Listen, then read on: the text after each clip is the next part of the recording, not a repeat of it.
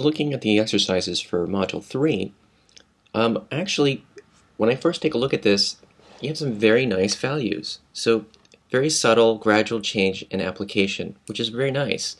And it's great to see that in some areas here you haven't pulled out completely with your kneaded eraser.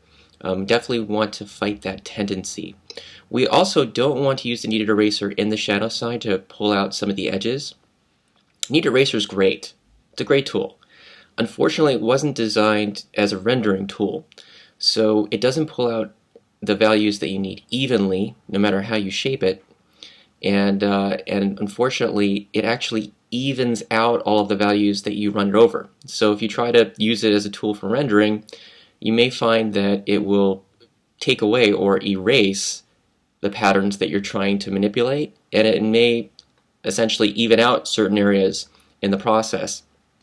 So it's highly recommended that you use that exclusively for, as a erasing tool and not as a rendering tool. I want to mention that because a lot of people have been using it inappropriately, and unfortunately, it creates this really cool sculptural look, but it's definitely something that you want to employ later on, not in the process of learning. One other thing I want to just point out here is we're going to come across photographs that are washed out in some instances, where the light source is so close it almost appears as though it's blown out. And that's what we actually deal with here. But we don't want to leave these areas completely blown out because we could have all of these beautiful accents in the body of the figure, and then when we come to the top, all of a sudden it becomes a little bit more flat and graphic. So just bear in mind that the figure's always covered in tone, no matter what, even if you see it completely white. And the edges are gray, not white. The reason why is because three-dimensional objects turn. As we keep walking around this figure, the pattern continues because he has dimension and form. And as a result, we need to gray the edges to illustrate this idea of a turning edge. We also need to just look at this as one section. So for example, the pectoralis is one shape. As I mentioned before, each shape has its own value pattern. So if light is here and it comes down and hits the figure right here, that's the highlight. As you move away in each direction, it becomes gradually darker as we approach the edges of each one of these shapes, the shape of the pectoralis. And that means that it becomes gradually darker as you travel away. So that means erasing out the tone that you've laid down, and then coming back in and laying a light tonal value that leads the viewer's eye directly to that highlighted area, creating a more rounded plane.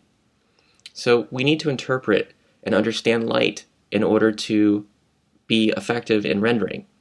And this is part of the process. You will be dealing with really bad reference photos sometimes.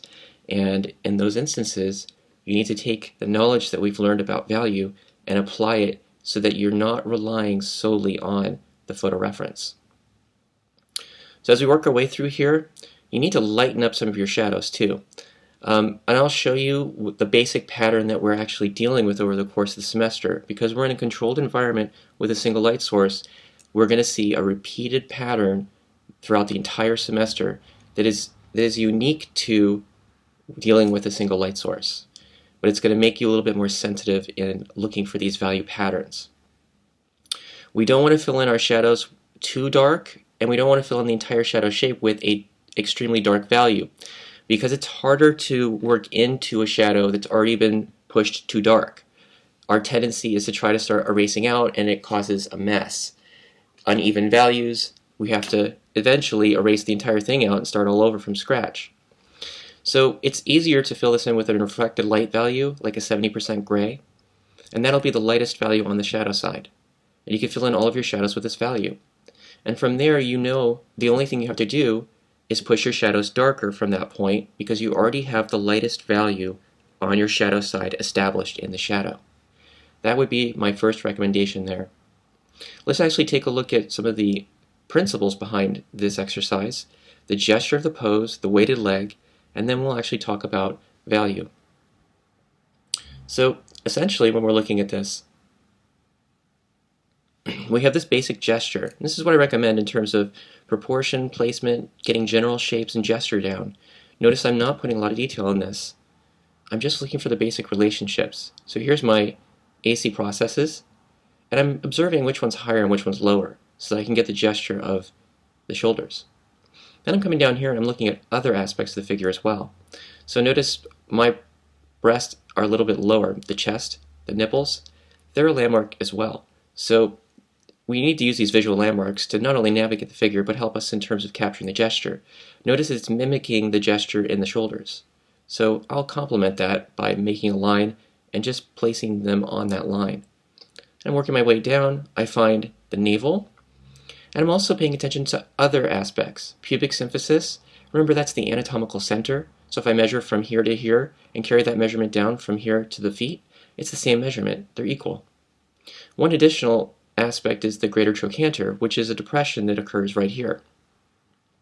And we see this very prominently on many individuals when we're looking at it from the side view. It's also the midpoint of the figure. So it's actually sharing a visual line in terms of placement when we're looking at the pubic symphysis and the greater trochanter. Notice it's at an angle, and it's because the hips are at an angle. So if I wanted to, for example, find the other greater trochanter on this side that we don't see, I can actually connect the dots, draw a line through, and find the other greater trochanter just a little bit lower, finding the angle of the hips.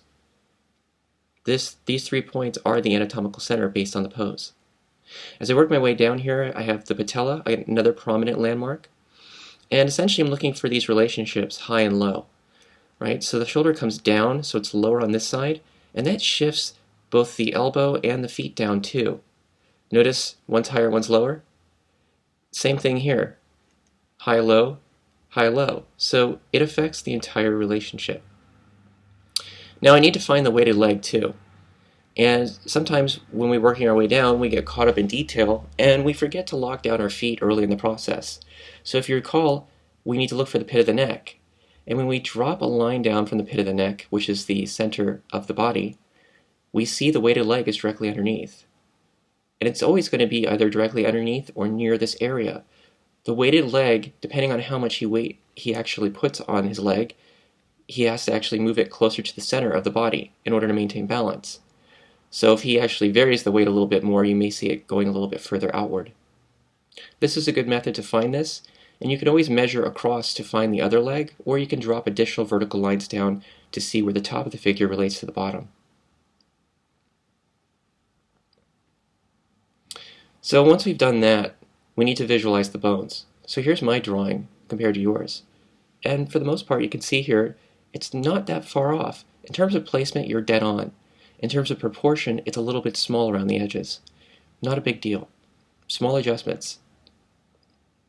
So essentially we're visualizing the bones. And here I have the pelvis. Notice I have my ACES points here, my pubic symphysis. When I connect the lines here, it creates the polycletian fold. And if you recall, that's a very prominent fold that we see on the front of most individuals. There's my greater trochanter. As we head down here, we have the patella, and directly under it is the tibial tuberosity, a bump at the bottom of the knee. And as we come down off of that bump, we notice there's the shin. The shin bone is part of the tibia, and it's a planar aspect of the leg. So when we examine its effects on the leg, we need to look at the inside and outside and how we would render it. So on the outside, we actually see it's more of a rounded volume because a series of muscles that are all compressed together that make it look like a more uniform volume, and therefore we'll apply just a regular gradient pattern to it, very similar to a cylinder, to illustrate the roundness of the form. As it hits this plane right here, though, the edge of the tibia, we notice that it becomes flat and planar. There's a visual break in the actual value pattern. We can examine this on this side as well. It's more prominent. You'll actually see the actual face of the bone, too, because it hits this plane a little bit more prominently when looking at it from the inside. And we'll see that when I actually show you the value pattern in just a few moments. First, we need to examine the light source. Where is it located? It's up and to the left. So for the most part here, we need to identify core and cast shadows. Again, here, the green are cores, and they are soft and dark. Not all cores are going to be equally dark. Remember, we're looking at light's effect on these shadows. So in some instances, you may see edges of the core that are a little bit softer than others. When you look at this, again, the core shadow is the edge of the shadow shape that faces the light source. We're only dealing with a single light source, so it's the edge that faces this one. The yellow are the sharper edged cast shadows that head away from the light source, and typically are just opposite of the cores. We see that illustrated right here, for example, in the chest. Here the core is very prominently in green, and directly underneath it is the cast. So as we actually identify some of these cores and casts, again, remember, the cast does take the shape of the object. It doesn't go straight and flat, but it is relatively straight in the scheme of things. We do see that there's gradual change in cast shadows because they read very sharp, and of course they're casts of another shape. Whereas the cores actually take the shape of the object that it sits on top of. So you're going to see that the core is a great tool not only in rendering light and dark on the figure, but it's also alluding to shape changes and plane changes that occur on the figure. It also alludes to volume and tells us if there's more than one shape in a certain area. So you can see in this example right here on the leg, we actually see two cores in two different directions here. And if I recall, I said each shape has its own value pattern. So here we can see this is one shape and this is another shape. As a result, when we compare them side by side, each one has its own pattern. And when you put two shapes side by side, the patterns will stand apart, and as a result, we'll actually see form take place. We're going to use this in shadow as well, this exact same concept, and you'll see how we can model in the shadow side as well. So when we examine this pattern of light, and we've identified our cores and casts, we need to apply value. So here you can see a basic representation of applying value, both light and dark. Notice down here I have a range of values, so these are my darks and these are my lights. This will be for the light side of the figure and will never be used on the dark side. And these are my dark side values, and they'll never be used on the light side. We want to keep our range of values separated, but we're going to use them in effect to create the same type of gradient pattern both on the light side and the dark side.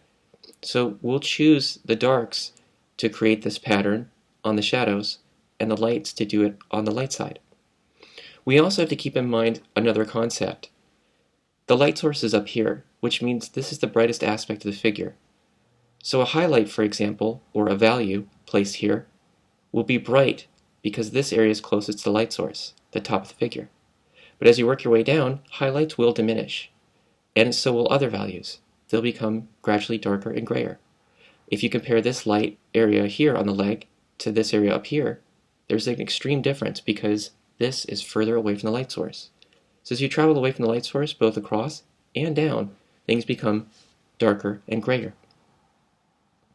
So essentially, when we look at this, I want you to look at these patterns. And here I'll point some of these out. So I said we had two shapes here. So light strikes here in the center of the object, and as you travel away to each edge of that shape, it becomes gradually darker in each direction. Notice I said darker. I didn't say black. So it just means darker when compared to this value right here. Remember, each shape we're comparing values to each other. We're not always resetting the way that we're thinking and going to black and white. So we're thinking if we lay down this as being the lightest value, then we need to push slightly darker as we travel away in each direction when compared to this one to create a more rounded form. Same thing here. New shape, new pattern. So this one ended dark here on the edge, so we start off lighter again. Remember, not this light, but just lighter when compared to the edge here, and then gradually darker as you go across. We're going to take that principle and expand a little bit downward as well. So in the shadow side, you can see the same principles applied. This is the light side of the figure in the shadow. So we can see it's lighter here and gradually darker as it goes across. The edge here of the leg is completely turned away from the light, so you can see it turns significantly darker. Not pure black though. We do see some pure blacks up here, so you can compare the two to see the range of values. This effectively turns the form.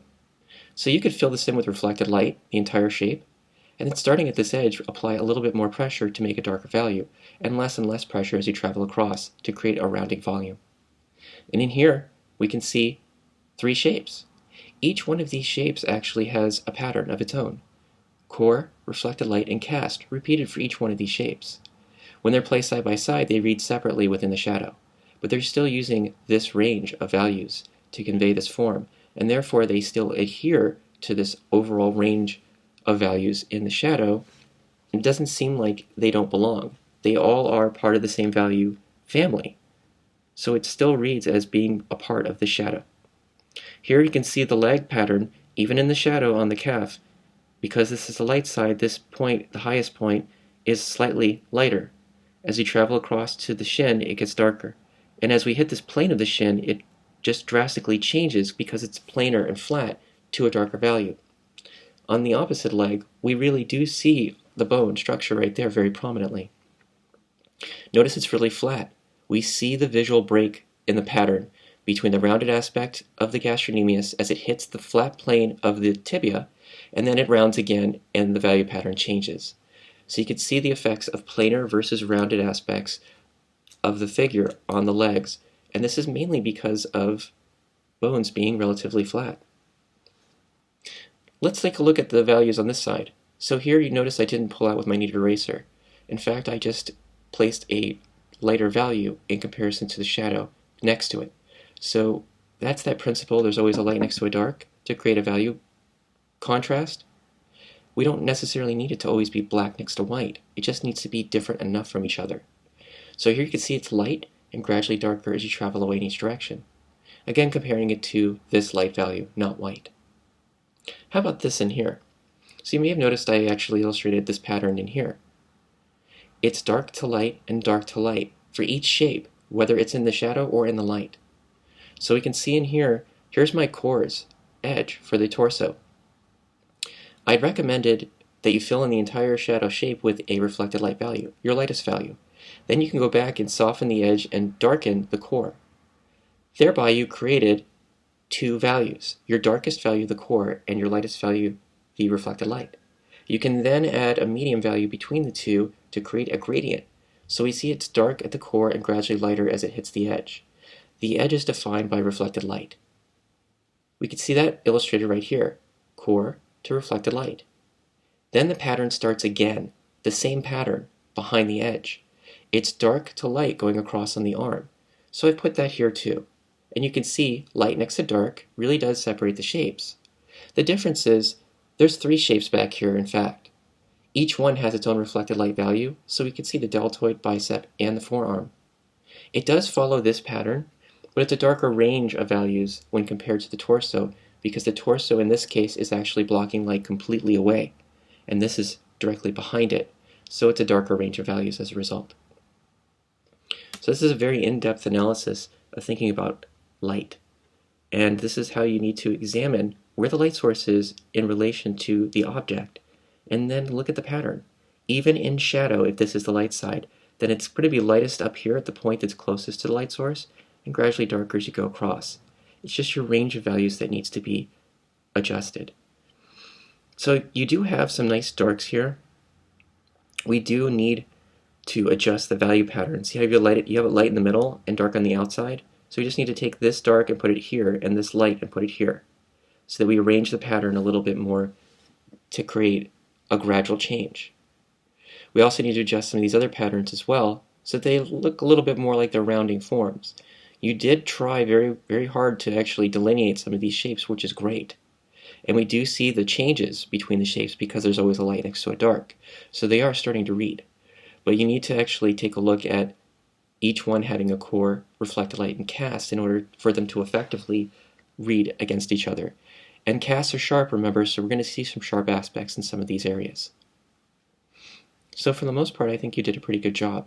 It's just a matter of proportion in this case. You need to make it a little bit wider in certain aspects to really make it a little bit more effective, and then start to look for those patterns, not just to color in where we see value changes or to make a line to indicate a value change. We need to start to actually apply an entire pattern to those areas to effectively turn form. So when we look at the actual leg here, same exact thing. So we've talked in great detail about how light affects the form. This is the area closest to the light source, so this is going to be the brightest highlight in this entire piece. Anything else is going to be secondary.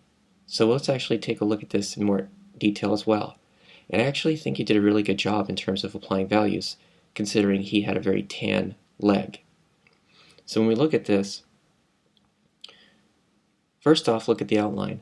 So in terms of placement and proportion and shape, it's pretty good. It's working quite effectively. So what about cores and casts? Well, here we actually have the cores in green again, and the casts just below it. Now the casts are going to be sharp and dark, cores soft and dark, and a basic reflected light value in between.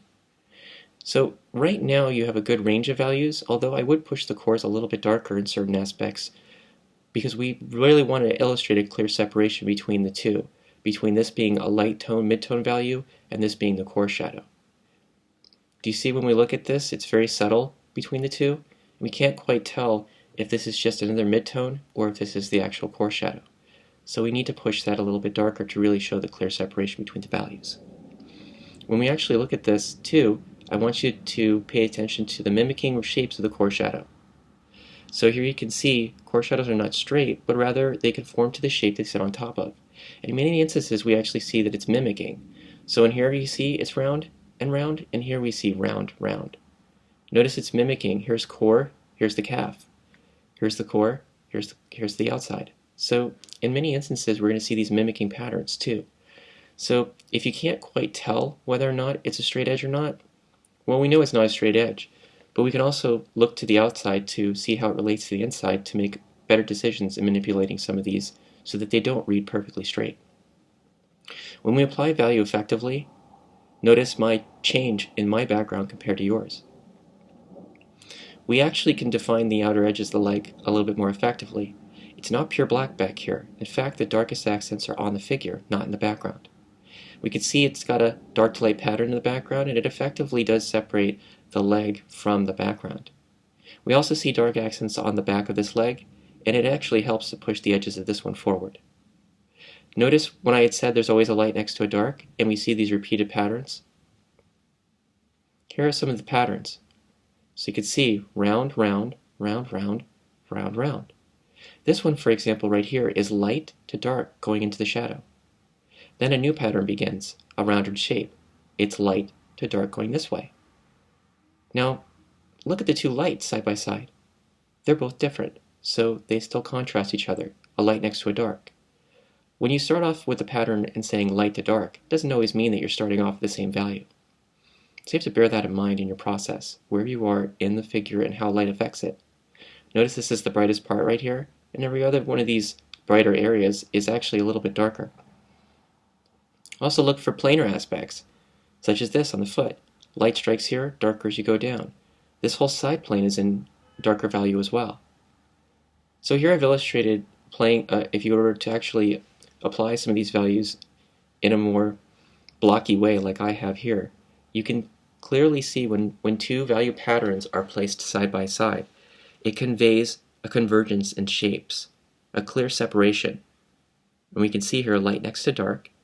These are darker range values and lighter range values side by side, and we can clearly see the plane change occurring. Here's a more uniform application of those values.